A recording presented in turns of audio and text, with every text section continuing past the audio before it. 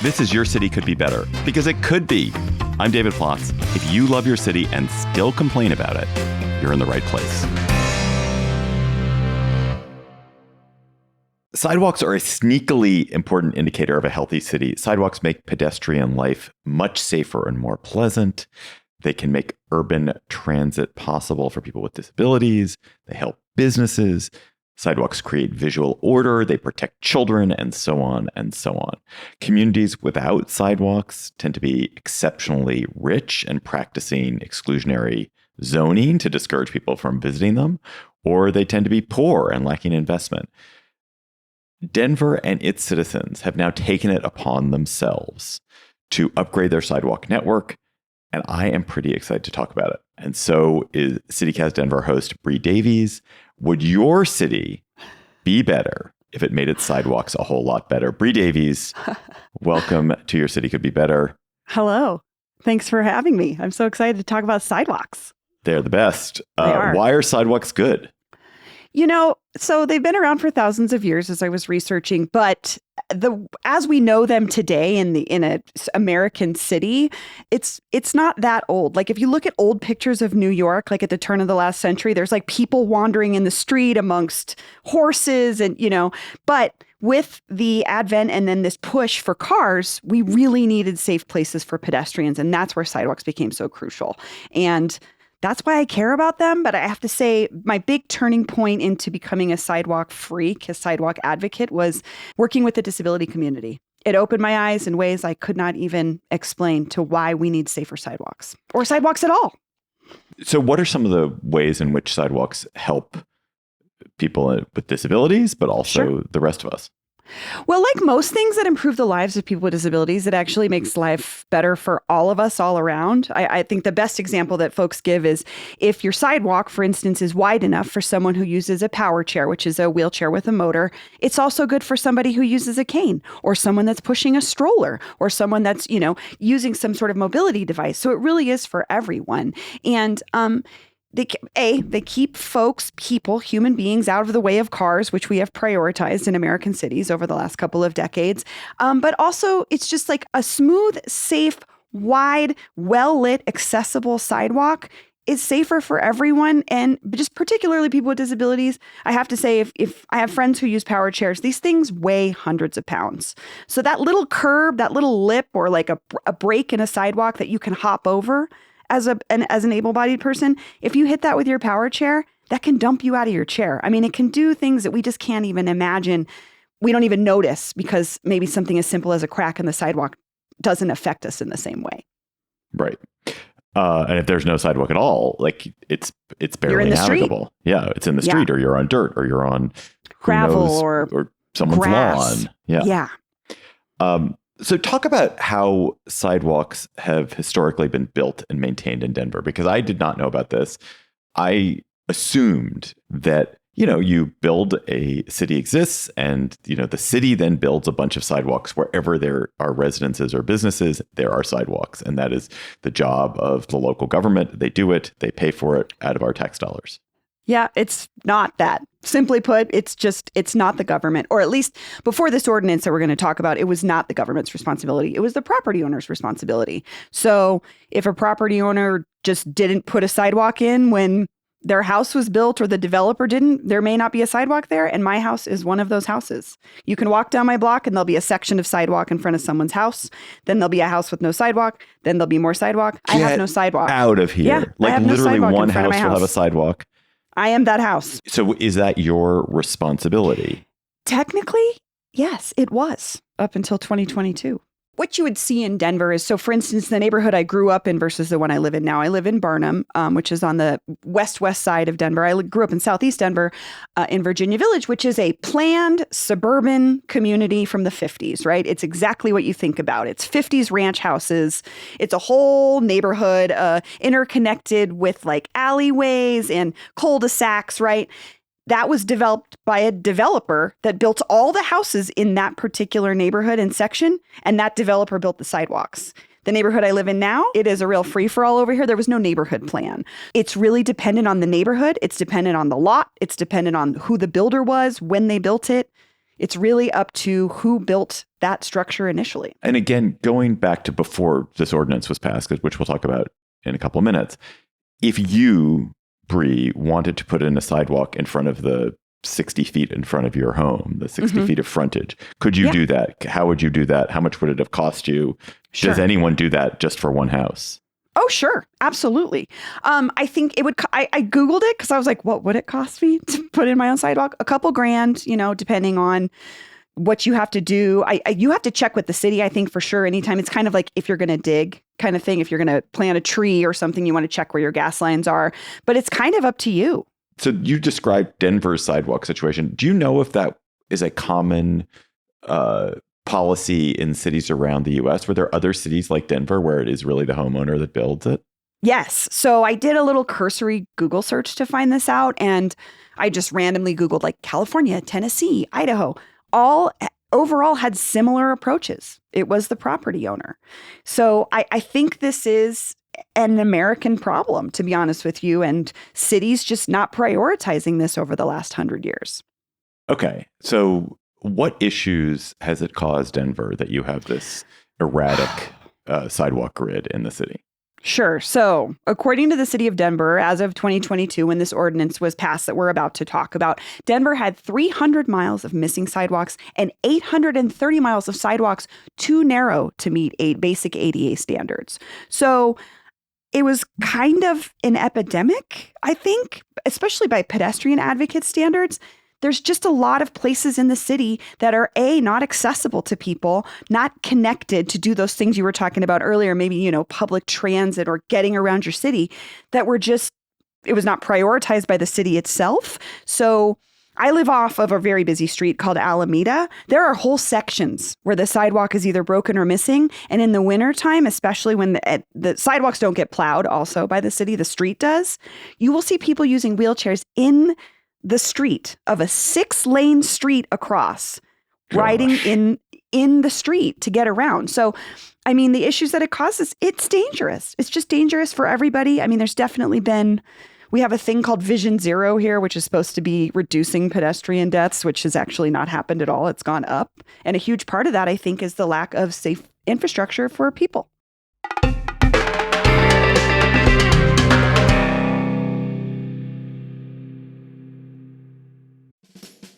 Looking for a fun way to celebrate the 4th of July? Adventure Science Center has got you covered with Red, White, and Boom happening July 4th from 6:30 to 10 p.m. Celebrate the 4th of July with a night of science, sparkles, and skyline views at Adventure Science Center. You'll get after-hours access to the exhibits, themed hands-on science activities, live science demonstrations, a DJ, outdoor games, and one of the best views of Nashville's fireworks from the Science Center lawn. Hungry? Bring your own picnic or grab a bite from Daddy's Dogs, the Science Center's new Strata Cafe, or Vega frozen yogurt treats. There are 4 ticket options to choose from, including event-only admission or admission paired with a special show in the planetarium, featuring showings of Night Watch, the Pop Till You Drop Laser Show, and Laser David Bowie. And here's a bonus, parking is included with your ticket. To learn more and get your tickets today, visit adventuresci.org.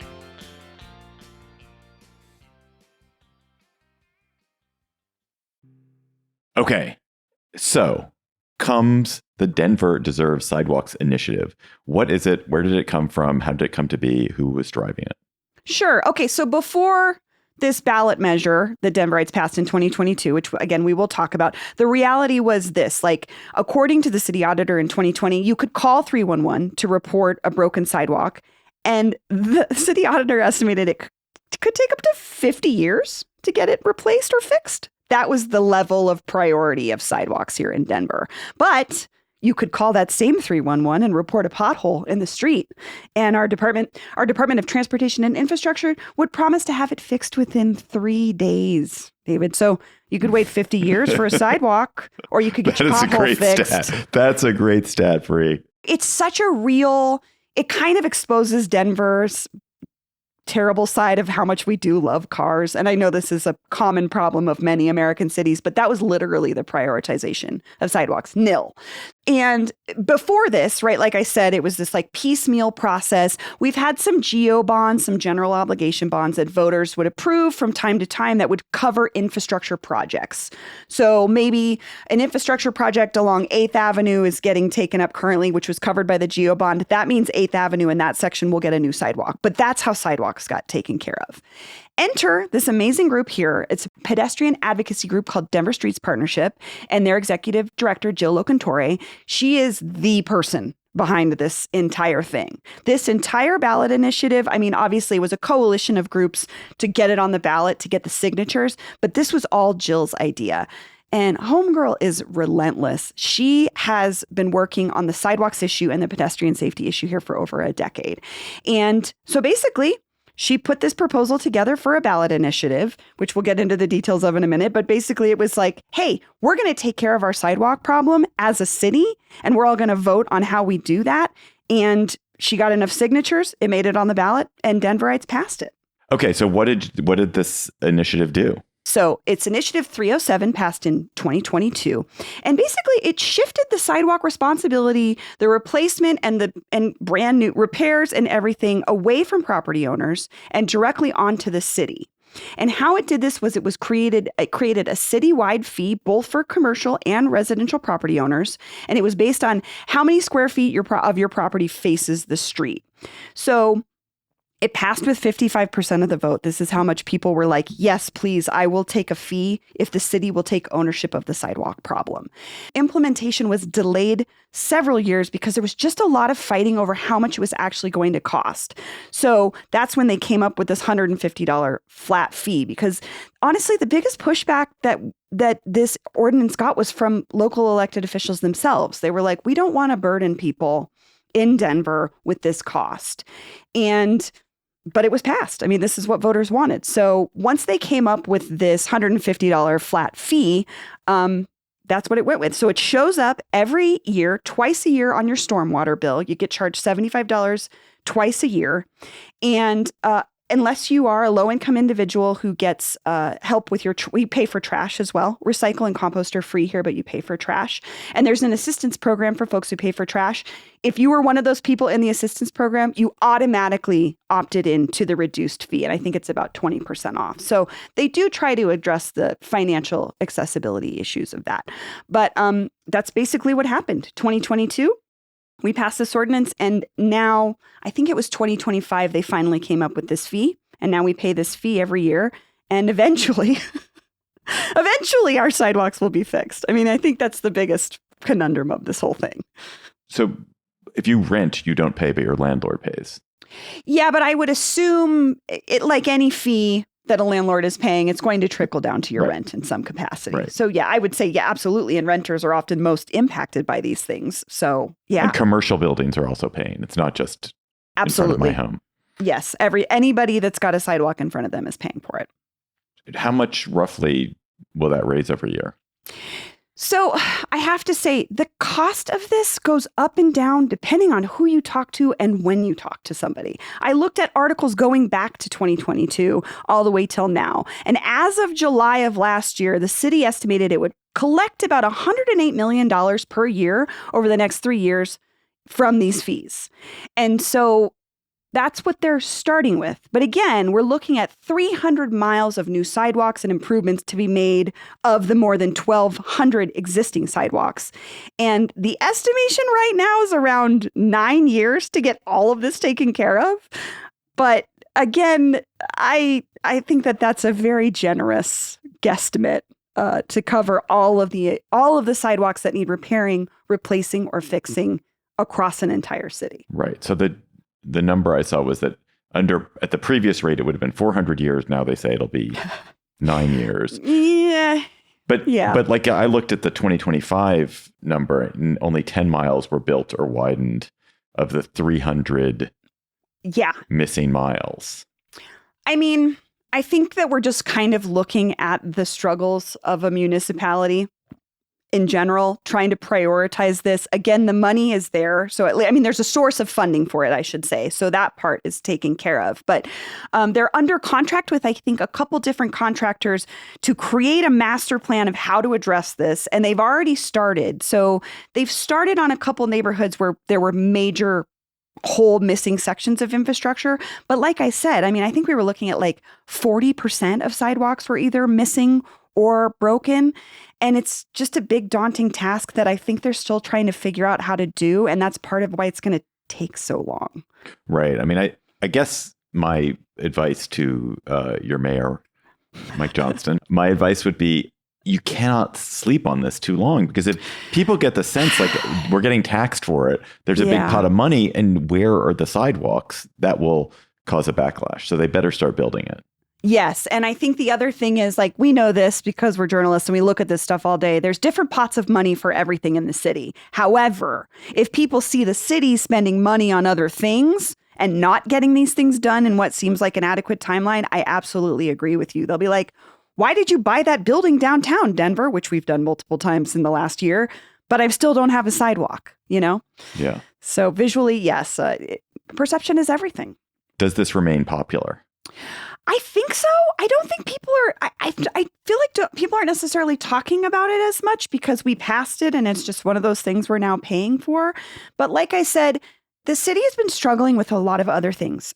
Our budget is short. We're in a hiring freeze. They laid off 169 people last year.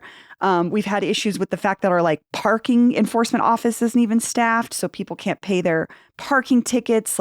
There's a lot of other issues that have come to the fore since 2022 that I think are not necessarily distracting from it, but there's a lot of stuff Denver's dealing with right now, and I don't know if sidewalks are necessarily top of mind for everybody at the moment. It's still a problem, though. So what can our listeners in other cities take away from this conversation to make their own city better? I'll take this back to Jill Ocantore. This is one person.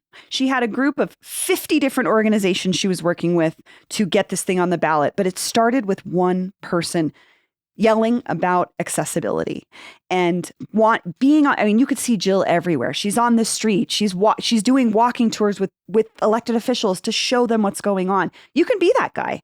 If this is something that your issue or that your city deals with, it takes one person screaming really loud sometimes for the whole city to pay attention. And it was clearly something that a lot of Denverites cared about. If 55% of us voted to pay for the sidewalks we don't have.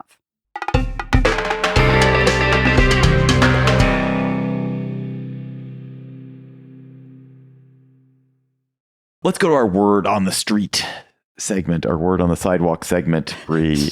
Let's keep it on sidewalks. And I would like to have a conversation with you, a debate with you, a struggle with you about what forms of activity are acceptable on a public sidewalk. So I made a list. I sent you my list of things. And I'm curious, we're each going to sort of offer our quick opinion on this. Is biking, cycling acceptable on a public sidewalk? I think it's contextual. If you're, again, on the 6 lanes of Alameda, and even if there was a bike lane on Alameda, I wouldn't ride in it. I understand people riding on the sidewalk. Neighborhoods or areas where there's a lot of pedestrians, I'm going to say no. I think I agree with you, which is that it is a probably shouldn't be, but there are times when if the road is so dangerous or you're just trying to get off the road, there's there are exigent circumstances where you can do it. I also think this goes to a second category, which is child biking. If you're biking with a child, then probably the sidewalk is where it's at, unless there's a really great bike lane. What about scooter or electric bike? No, sidewalk? Absolutely not. No, absolutely not. You're riding a motorized vehicle. I just find that there's also a lack of awareness a lot of times with the folks that choose to use these on the sidewalk. Again, I understand if it's an area where there's no possible way to be in the street. I do want to say we do have bicycle infrastructure, but there are whole areas where all of a sudden the bike lane disappears and you're just stuck literally in the street or on the sidewalk. So in really dangerous cases, yes, but no, absolutely not. Generally speaking, please don't ride your electric motorized scooter on the vehicle. sidewalk. Keep that off the sidewalk. Please. Agree. Okay. That gets to the next one. can I, on a public sidewalk, park my electric bike, my bike, or my scooter? I would prefer you not. And I know there has been some moves here in Denver to create sort of corralled areas in parking spots, which I think is genius. But generally speaking, if you're parking it on the sidewalk, you are probably impeding someone's ability to use the sidewalk. Okay. Can I use a public sidewalk, Bree Davies, to play music for money? If there is room for a person who uses a wheelchair to pass by you while doing that, absolutely. Can I play amplified music on that public sidewalk? David, listen, my neighborhood is very loud. My catty corner neighbor is a taco truck, and they play music. They project horror movies on the building next to them all night long. I don't care. I can't even hear noise anymore. Some people, yes, but I don't really police people's noise. I be honest. So disagree with you. That is a real doesn't bother me. Therefore, everyone can do it. I live in a city. I don't know, man. You choose to live in a city. I know, but living in a city does not mean you are willing to subject yourself to every form of human indignity. It is a question about like what when you have it. I think the problem with noise pollution to me is that it certainly benefits the person who's creating it. Like the person who creates that noise pollution, that creates it, is creating something that they perceive to be good for them and perhaps the people they associate with. But it's a pollution because it spills over to people who have not chosen it. Well, I will say, I guess I'm selective in my pollution. So my homies at Bien Al Pastor, what I love is they do blast music all the time, but they create an environment where there are people on my street. It's an active street, and I like that. But what if I could get rid of any noise pollution in my neighborhood, it would be the drag racing that happens right next to my house. I hate that. Right. I also, it's that, but that to me is the sound of speed and the sound of two trucks going 60 miles per hour on this, a half of a lot next to my house when I have a 5-year-old who can't ride his bike down the street because of that. That's where noise pollution becomes a big problem to me. So I'm selective. I think you can't be selective about noise pollution because noise pollution is intrinsically like, your joy is someone else's pollution. And of course, there are times when it is fine for there to be music on a city street and amplification on a city street. It's just, I think there have to be rules and constraints. You can defend yourself against light pollution. You can defend yourself against smell pollution. But you can't defend yourself against noise pollution most of the time. Listen, I have a strip club that's 1 block over from my home called Dandy Dan's, and they have had numerous unfortunate situations in their parking lot. Folks have been murdered. So they put up a security light that shines directly into my living room, like the episode of Seinfeld with Kenny Rogers Roasters. That's my living room every night, and I can't do anything about it. Like, it even shines through my blinds. It's crazy. But I also signed up to live a block from Dandy Dan's. They were there for decades before I lived here, so I kind of just suck it up. But I'm also, I don't know, I'm a big defender of what is your neighborhood when you move into it, and what do you want it to be? Though, if those things don't align, that's kind of your problem. Yes, I think that's true. I think you should have expectations that are aligned with what the neighborhood is, and you don't have the right to moving in. You don't have the right to change it unilaterally and to demand that other people stop behaviors that they've been doing popularly for a long time. But that said, noise is. It's your big pet peeve? It's my pet peeve. As you get older, Bree, you're going to feel this way too. Oh, David, please. I'm 45. I feel like I'm already ancient, but we'll agree to disagree here. All right. Last two. Is it okay to have a sidewalk cafe on a sidewalk if it blocks the sidewalk? Again, if you can get a wheelchair around it, it's fine. If you can't, it's not okay. It has to be accessible. We can share the sidewalks, but it has to be for its original purpose, which is to allow folks to get around. Okay. Last one. Should children be allowed to put chalk drawings on sidewalks?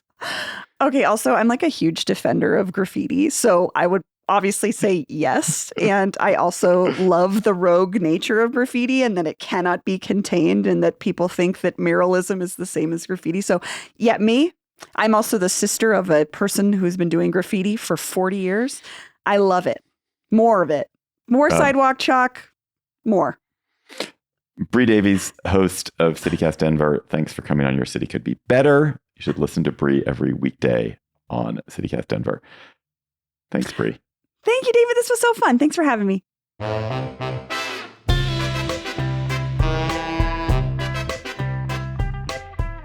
That is all for today's episode of Your City Could Be Better. I'm your host, David Plotz. Our producers are Lizzie Goldsmith, Arya Bracci, Priyanka Tilve, Paul Caroli, and Bree Davies. Our music is by Carl Christensen. If you are enjoying this show, please tell your friends, rate the show, and leave us a review wherever you get your podcasts. We'll be back next week with another conversation about how your city could be better. Bye-bye.